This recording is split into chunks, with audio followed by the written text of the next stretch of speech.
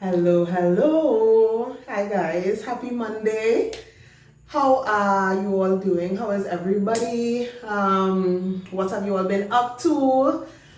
Feel free to share in the comments, Melina. I've been working out, Melina. I've been working on my business as I can't work on my business. Listen, shout out to all of my entrepreneurs who would have had to put up a closed sign on their businesses because of the regulations that we are under at this point in time. I just trust that you all are still creating, still holding on, still working on your business. We have had, this is week what? Week six weeks thus far of being closed.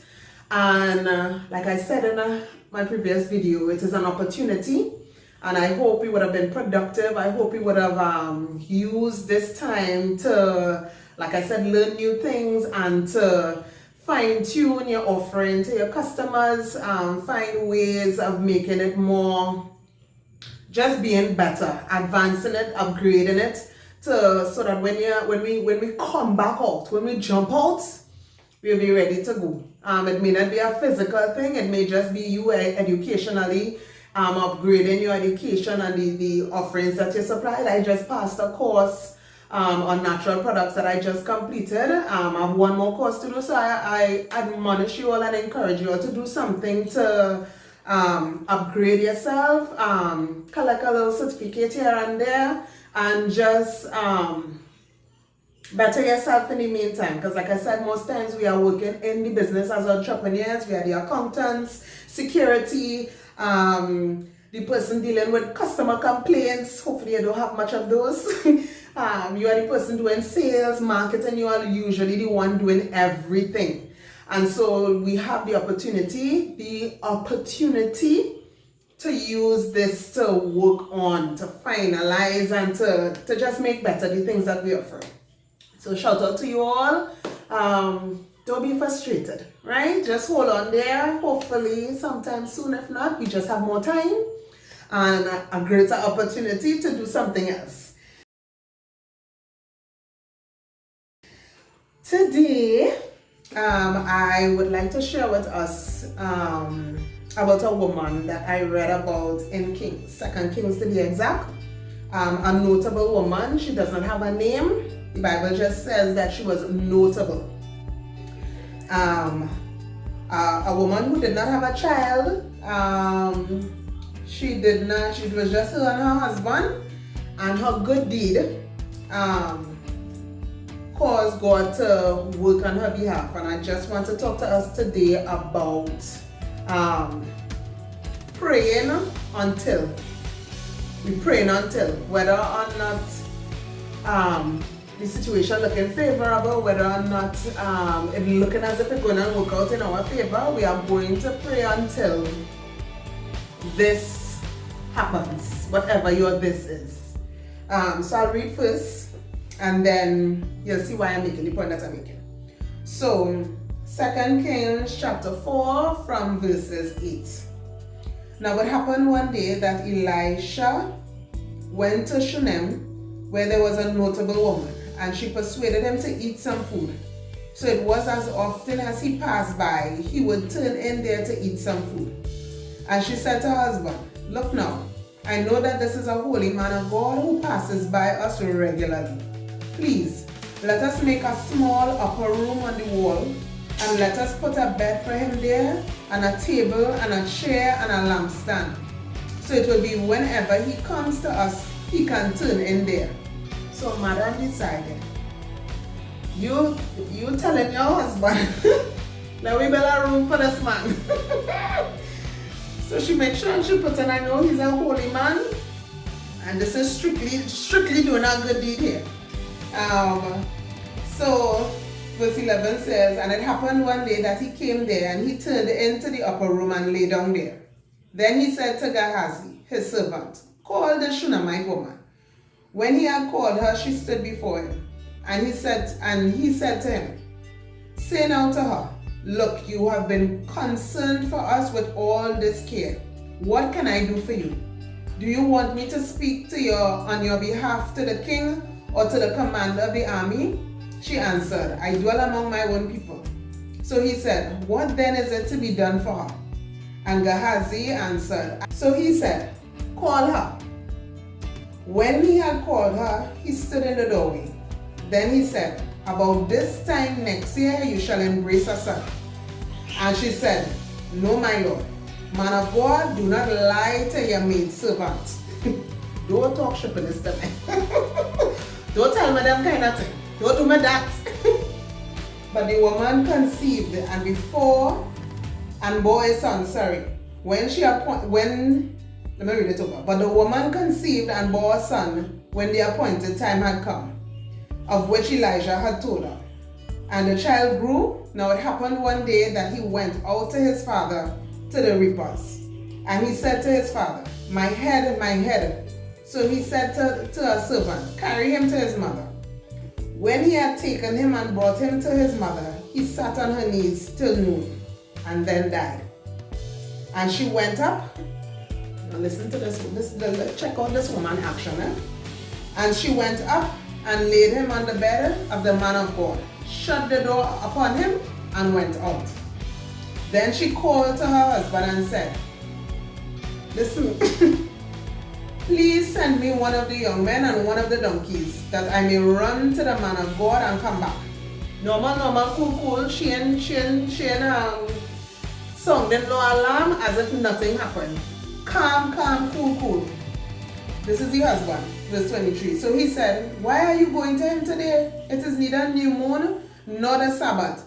And she said, it is well. Actually, she has no son and her husband is old. Then she saddled a donkey and said to her servant, drive and go forward. Do not slacken the pace for me unless I tell you.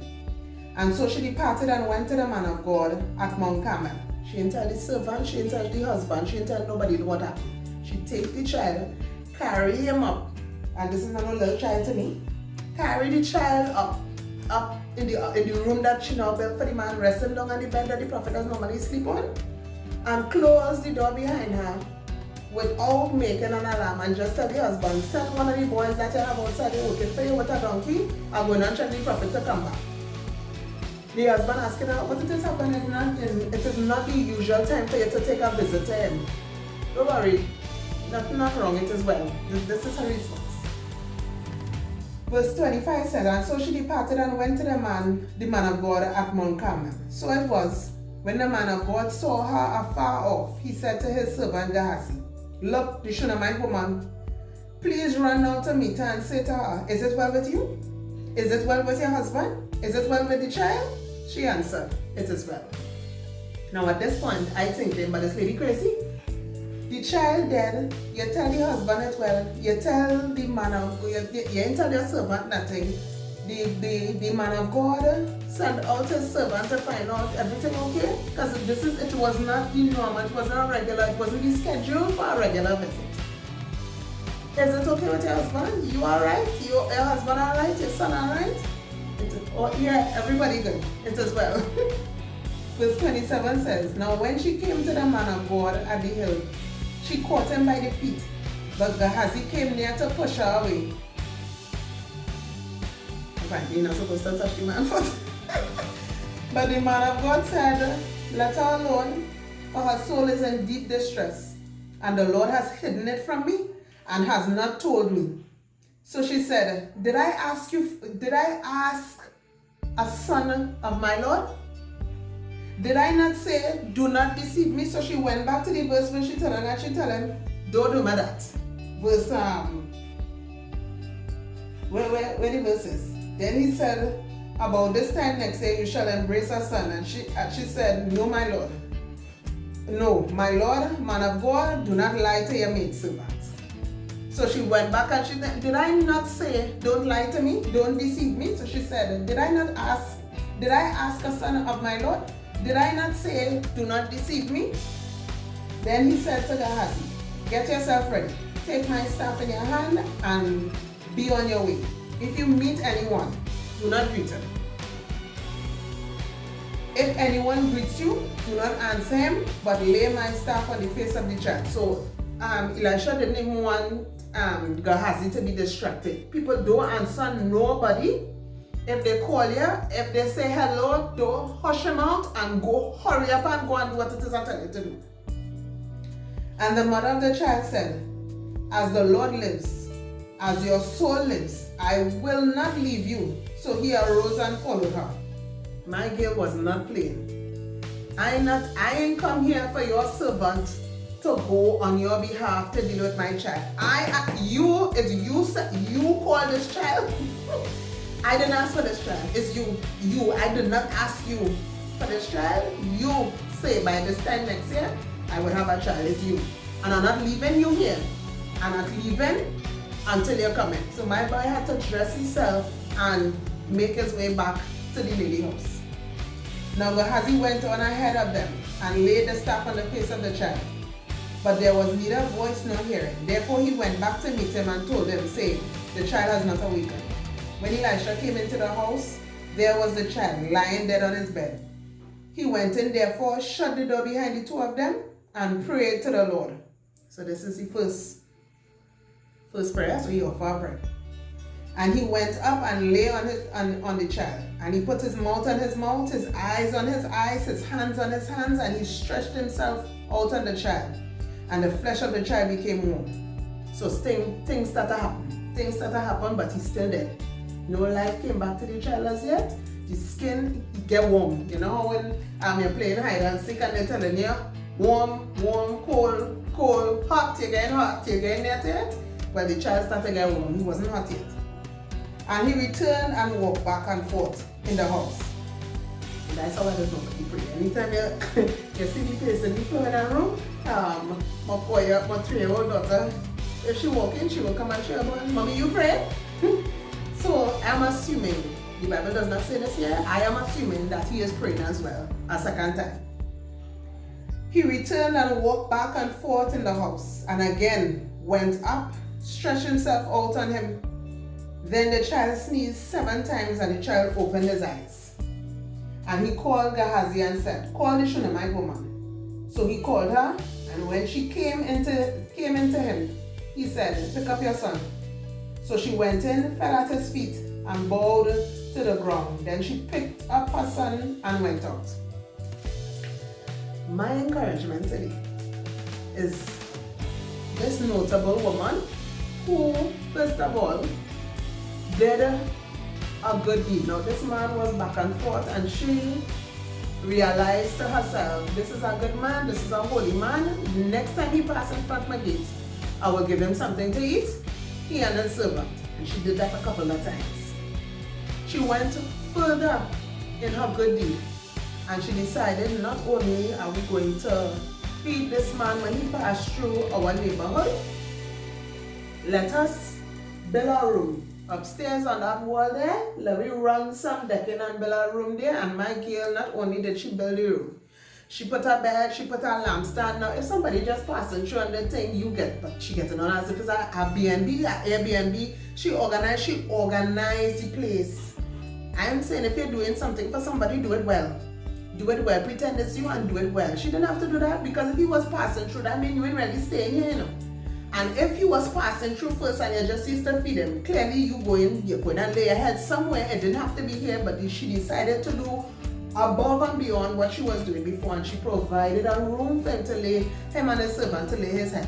And she didn't just put a bed. She put a bed, she put a lampstand. Well, she put. I should have underlined it. She put things in the room. And because of her good deed and the favor and the kindness that she showed to him, that man of God decided, no, God had to do something for this woman. You need me to talk to the king, you need me to do this, what it is you need me, what can I do for you? And the servant said, Master, she don't have no children. And he decided, well, this time next year, you will be holding her son. She didn't ask for that. She wasn't doing it for that. So I am saying, first thing, when you're doing something for somebody, do it well. Do it well. You don't know if you might be entertaining, hosting somebody that will be able to, not that you're doing it for the blessing, but you just don't know what that person might do or might choose to do for you to repay your kindness. It might even be them. It might be somebody else. You sow the seed here and somebody else decide, hey, the Lord lay on your heart, yes, and I really want to bless you. And you would have never done anything for that person, but because of this good deed you would have done here, it materialized into something else. You just never know. So if you're doing things for people, do it properly, do it well.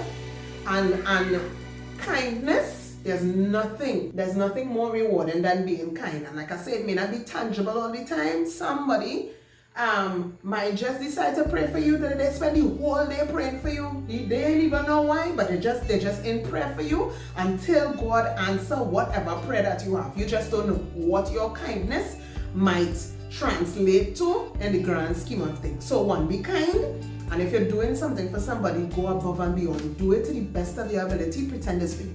Secondly, now what the man of God, Elisha, told the woman God was going to do for her, it was all, she started to watch all her circumstances. My husband done all, I all. This not making no sense. The woman tell the prophet, do not deceive me. Do not lie to me. Don't do me that. Don't raise my hopes for this kind of thing. You don't know how long I have been asking God and praying about this before God, and He chose not to answer, and I've accepted the fact that this is my portion in life and I will not have children. Don't do me that. I done in the frame of mind that I don't undo that. Don't lift my hopes and that kind of thing. That more or less that's what she was saying. As a woman, I think that's what she was saying. And the man of God told her, this time next year, you will hold a son. He was so specific. And I am saying to us, I don't know what your impossible situation is. As I said the last time, just know that God is mighty. This is to drive home the fact that God is almighty and He's able, given the circumstance and the opportunity, to do great, grand things beyond your wildest imagination. Thirdly, the woman had her son. The son came and got sick. He had a headache. The headache turned into death. I mean, I had always wanted to know, what is this? What is this? My girl took up her son, carried him upstairs and put him on the prophet bed. And she must tell herself, if you bring him in, well, you will see about this situation. She came, closed the door, calm, did not raise no alarm, didn't make no certain noise, and she was calm and collective. She said, husband, I need a donkey and I need your servant, one of your servants, to go with me. And she maintained her composure. Imagine you tell your husband, but where are you going? And you think, nah, I good, it is well. It is well. And that kind of situation going on in the background. That your son, that your only child, you don't have one forever, however long. God come and give you one. The prophet pray for you to get one. Prophesy into your life, child come, and then the child just dead from a headache. And you are in this position, and you didn't hold your head and ball. You maintained your composure. Well, yeah. Things has happened. I feel like this COVID is a thing that has happened. It's one of them things that happened where you're just trying to tell yourself, Lord, but what is this? What is this? You give me this business. You told me that this is what you would have for me to do. What is this? The woman, the notable woman who don't have any name, put your name there. Lady Melina. Did not act the fool, did not break down, did not throw a tantrum, did not bawl out, oh God, why me? Did not do none of that. Calm, cool, and collective. Decided, I am going to handle this very calmly. Husband asking what's going on, all is well. The servant come and met her on the way. Is everything okay with you? Everything okay with your husband? Everything okay with your son? All is well. When she reached by the prophet, and she waited until she went to somebody that was able to do something about the situation. When she got to the prophet, she hold on to his feet, said, kind sir, did I ask you for a child? I did not. Did I not say, do not deceive me? And she told him, the son. So poor Elisha now send the servant, quick, come, get yourself ready and head up the road. And go up in that room of mine and lay this staff on this child. Don't talk to nobody. If anybody talk to you, don't answer. And he followed said instructions. When he reached, he did what he had to do and he came back. Nothing happened, sir. The woman tell him, well, I telling you, you can send here if you want, but you're going to fix this problem of mine. And she waited on him until he got himself ready, and Mr. Elisha went back to that room that he was staying in. When Elisha got there, point number 4. But I be 3 or 4, I'm too sure where I reach right now. Elisha prayed. He prayed and he decided, all right, Lord, I pray I'm going to do this. And Elijah lied down hand to hand, mouth to mouth, nose to nose, eye to eye. And the body got warm. Nothing changed about the situation that made him stop praying. The situation didn't change. It got warmer, so it got a little better. But the situation, he did not get the results that he was looking for. So he decided to pace the floor again.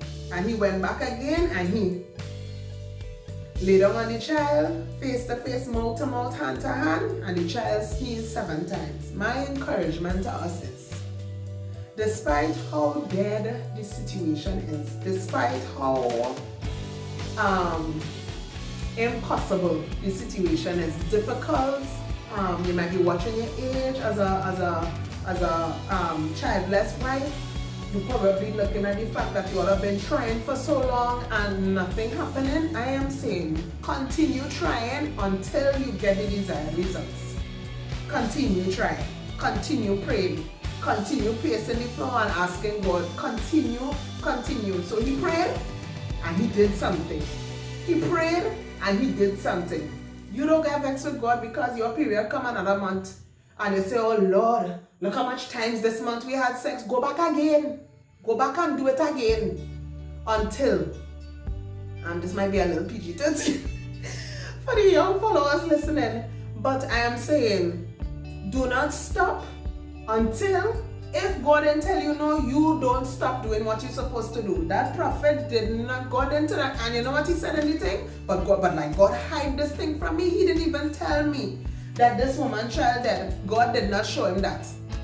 God did not say anything concerning the situation. So I am saying to you, if God does not say anything about your situation, continue praying, continue trusting, and continue doing.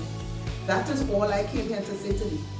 If God did not say anything concerning your situation, he didn't tell you anything about the situation, continue praying, continue doing, continue trusting God to do something about the situation. Maybe the reason why he haven't said anything is because he waiting on you to muster up enough faith for him to work.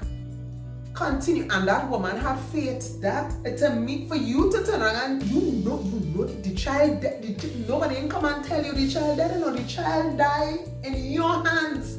So if anybody know he dead, is you. The child died in your hands and you lifted up his lifeless body, climbed the stairs to the room that you built and placed that child on that bed. So it's not like you didn't know the situation horrible. And that woman, despite how it looked, turned around and said, it is well. It is well. The husband asked her, what is going on? Why are you going by him? It's not even full moon. It's not this. It's not this Sabbath. Where are you going? It is well. Nothing. The little boy that carried her and the donkey, and she said, just go. If I didn't tell her to stop, don't stop. But we're going quickly. And she said nothing. Maintain her composure. Imagine Elijah saw her from afar off and send the servant to find out, to get a quicker word. Go and find out what it is wrong and ask her for me. Is your husband okay? Are you okay? Is your son okay? It is well. Well, I am telling you, that is a level of faith.